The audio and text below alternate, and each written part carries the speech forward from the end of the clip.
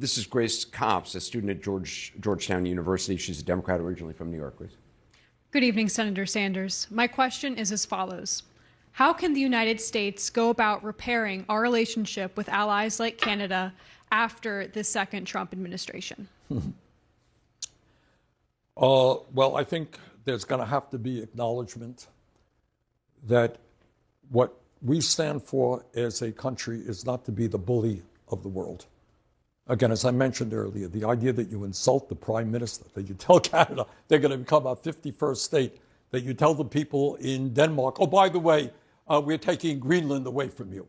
This is outrageous. And what I would like us to be is a leader of the world based on our democracy as a model, based on our compassion, based on our work to fight climate change and help people all over the world transfer away from fossil fuel to sustainable energy so that we could save the planet. So that's a little bit what I'd like. Let me just ask you in terms of relationships, if the end result or the result in the next 90 days of these tariffs that the president has put on is lowering of tariffs by other nations against the U.S., will it have been worth it? If this brings them to the negotiating table? Nothing is worth it. Look, the isolation, how is it worth it? What is worth it when you have people that have been our neighbors and allies and friends for almost 200 years in Canada now distrusting the United States, our friends in the UK, throughout Europe distrusting the United States? We are becoming isolated from the rest of the world. So there's very little that I can see that would make it worth that.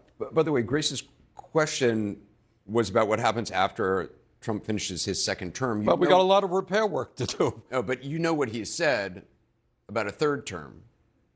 Do you think he's serious? Yeah, I do. I mean, I think you have somebody whose main function, what he wants is power and wealth for his oligarch friends. So nothing would surprise me about Trump. I want you to meet Jayan Chatterjee. He's a student at Georgetown University, originally from New York. He's a Democrat. Jayan, welcome. Hi, Senator Sanders. Senator, for many years, your theory of power has rested on a critique of oligarchy. But in the past few years, around the world, the rise of populist right-wing leaders has seemed even more closely related to a loss of faith in institutions, loss of faith in the media, in public health authorities, in judiciaries, and of course, as you've mentioned, in democratic political bodies. Is a singular focus on oligarchy sufficient to address the skepticism in democratic institutions that has driven many Americans and people around the world to the far right? That's a great question. Thanks.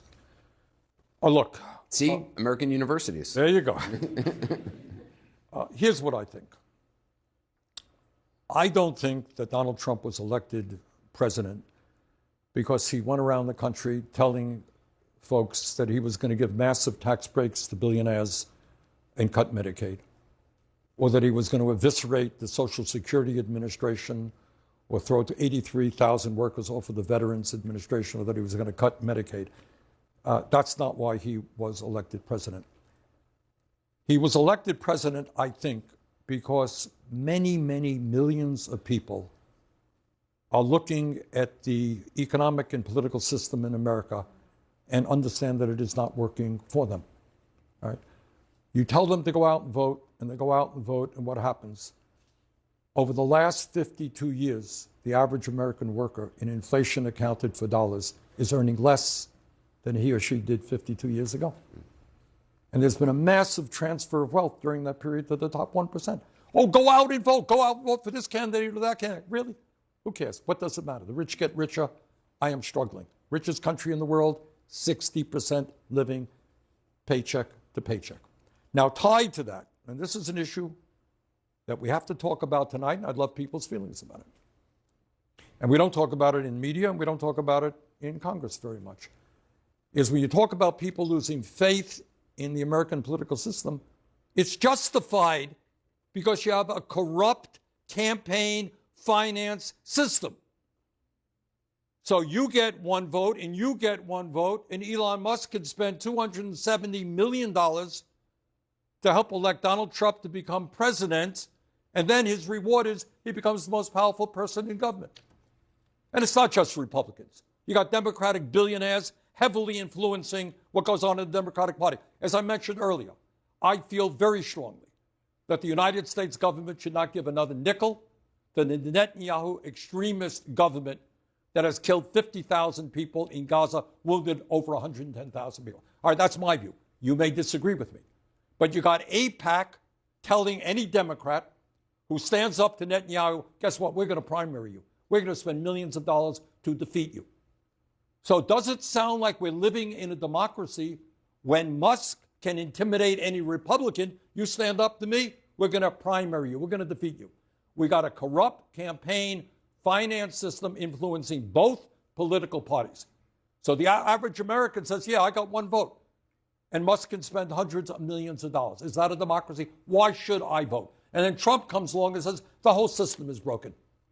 And I'm gonna annihilate the whole system. Well, the system is broken. Our healthcare system is broken. No question about it. Our childcare system is broken. Our housing system is broken. Our campaign finance system is broken. Both political parties are dominated by big money interests. So people have a right to be angry. But our answer is to improve the situation, to create a vibrant democracy, to get big money out of the political process is an enormously important thing.